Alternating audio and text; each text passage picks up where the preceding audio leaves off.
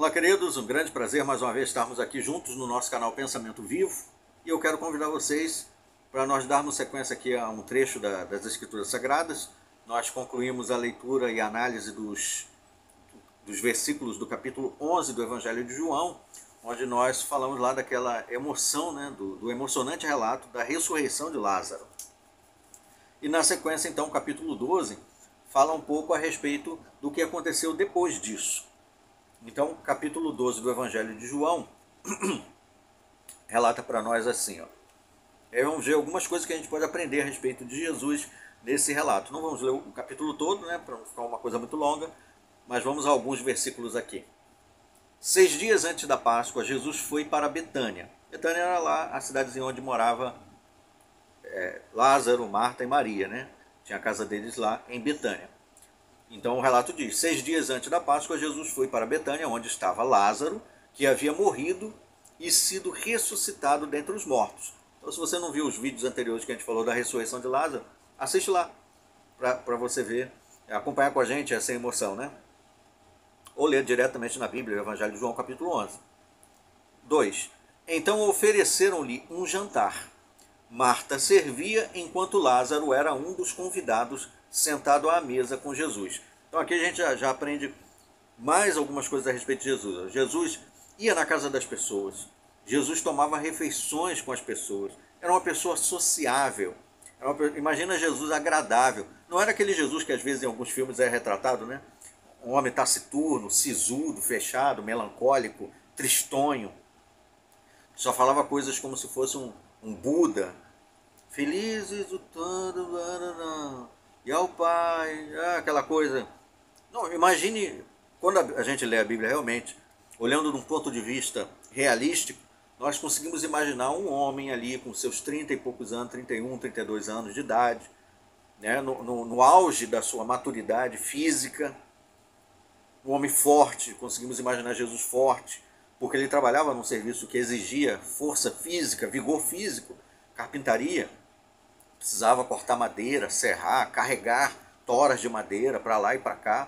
Então, não imagina, não é, se você olhar do ponto de vista realístico, você não vai conseguir encaixar a figura de Jesus como uma pessoa frágil, desmilinguido, tristonho, abatido, mas sim um homem forte, vigoroso, né, com aquela postura de homem, entendeu? Formado e agradável, porque ele ia nas casas das pessoas, tomava refeições com os outros, aceitava convites.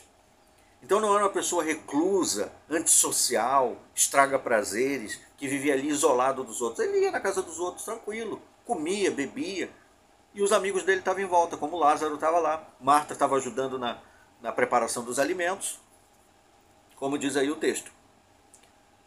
No versículo 3, ó. Maria pegou 1 libra de bálsamo de nardo puro, um óleo perfumado muito caro, ungiu os pés de Jesus e os enxugou com os seus cabelos. E a casa encheu-se com a fragrância daquele bálsamo. Então aqui já também mais um detalhe a respeito de Jesus. Veja que no meio do envolvimento, onde Jesus estava ali num momento descontraído, numa refeição na casa de alguém, tinha também mulheres em volta. E o quão próximo estava Maria de Jesus ao ponto de passar óleo nos pés e enxugar com os cabelos. Olha a aproximação. Isso mostra que Jesus era uma pessoa tão acessível que as pessoas não tinham medo de chegar perto dele, medo de tocar nele. E aí eu pergunto para você, os líderes religiosos de hoje, com toda a sua pompa e circunstância, são pessoas assim acessíveis? Você consegue facilmente chegar perto deles, conversar, trocar uma ideia, de igual para igual, como seres humanos, não porque ele, Alisson, eu falei com o líder da minha igreja. Você não vai acreditar quem estava no elevador, o presidente daquela congregação, como se fosse um anjo do céu que desceu. Simplesmente mais uma pessoa, um ser humano, tem uma posição diferente, mas é um ser humano igual a nós. Jesus estava ali no meio deles. Maria estava tão à vontade que até passou óleo nos pés de Jesus. Olha só como Jesus era uma pessoa acessível, uma pessoa que ali, embora fosse perfeito, não fosse humano como nós somos, um humano perfeito, que nasceu de forma milagrosa, mas ainda assim ele se comportava ali como um humano, como os outros, sem nenhuma pompa e circunstância. Não era o momento para isso. Ali era o momento de Jesus estar com os seus amigos. Então, se queremos ser como Jesus também, é importante lembrar disso, né? Jesus não agia ali como se fosse o astro, a estrela do cinema. Simplesmente estava ali, interagindo com os outros. Sobre então o que Maria fez com o óleo de bálsamo, diz o versículo 4. Mas um de seus discípulos, Judas Iscariotes, filho de Simão, que mais tarde iria traí-lo, objetou. Não gostou do que Maria fez. Por que este bálsamo perfumado não foi vendido por 300 denários e dado aos pobres? Quanta nobreza da parte de Judas, né? Olha a preocupação de Judas, talvez alguém pense. Realmente, Judas é uma pessoa que se importa com os outros. Às vezes pode acontecer. Às vezes algum líder religioso fala, olha irmãos, nós precisamos fazer um arranjo aí para poder pegar donativos para isso. Aí você pensa, essa organização é tão boazinha, ela se preocupa com os outros. Está pedindo donativos para ajudar. Você não tem nem noção de para onde vai aquele dinheiro, porque eles não prestam contas. E se você questionar, você começa a ser perseguido ali dentro. Mas ali, olha o que a Bíblia diz. Ele não disse isso por se importar com os pobres, mas porque era ladrão. Sendo responsável pela bolsa do dinheiro, frequentemente tirava o que nela era depositado. Então Judas fazia um caixa 2. Desviava dinheiro. Usava para outros propósitos que não eram aquele pelo qual os dinheiros foram doados. E não prestava contas. Mas Jesus respondeu, deixe-a em paz, pois para o dia da minha sepultura foi que ela guardou isso. Quanto aos pobres, vós sempre os tereis convosco, mas a mim nem sempre tereis. Então, Jesus, com isso, não quis dizer que os pobres deveriam ser negligenciados.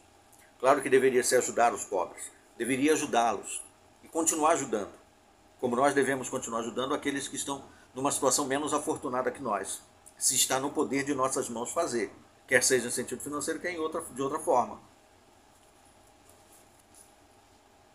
Por outro lado, uma grande multidão de judeus, assim que soube que Jesus estava ali, veio, não somente por causa de Jesus, mas igualmente para ver Lázaro, a quem ele ressuscitara dos mortos. Olha só o efeito do ensino de Jesus, a maneira como ele ensinava as pessoas, a forma como ele era, como ele se comportava no meio dos outros, a maneira acessível e agradável de Jesus ser, uma pessoa tranquila.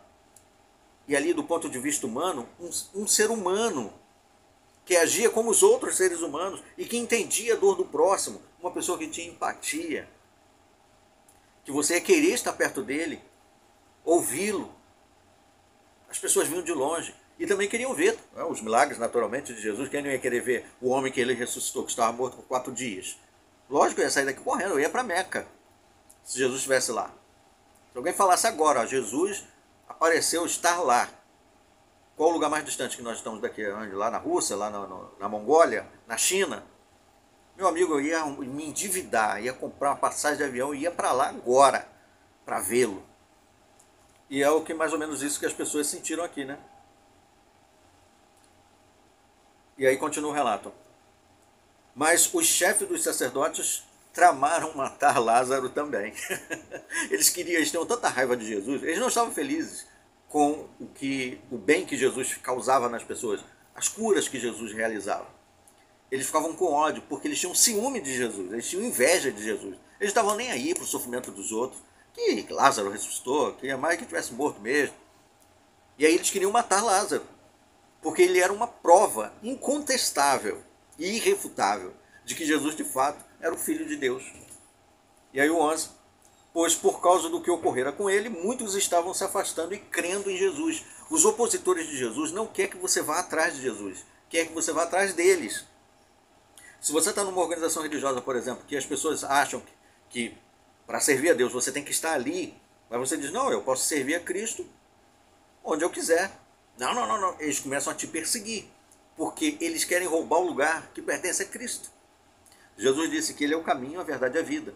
Ninguém vem ao Pai senão por ele. João 14,6. Mas essas organizações religiosas de falsos cristos, de falsos ungidos, de usurpadores do lugar que pertence a Cristo, não querem que você siga Cristo.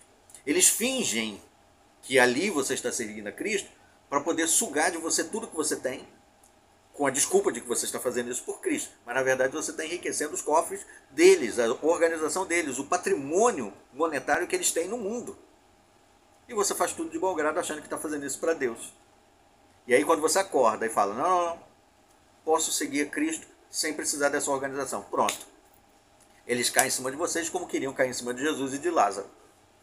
Bom, vimos até o versículo 11 apenas, mas muitas coisas podemos aprender e extrair de poucos versículos, olhando com atenção, olhando atentamente, tentando entender mais ou menos o que se passava lá naquela época, sentindo o cheiro da comida que Marta estava fazendo lá, imaginando Jesus sentado ali no lugar e Maria sentindo o cheiro do óleo, do bálsamo, ouvindo a indignação de Judas, vendo o murmurir, aquela conversa dos fariseus tramando pegar Jesus e Lázaro. Quando a gente sente isso tudo, arrepia, fica mais fácil de entender, mais envolvente ler a Bíblia. É o convite que eu faço a você também. Agradeço a atenção de todos. Até os nossos próximos vídeos. Até lá.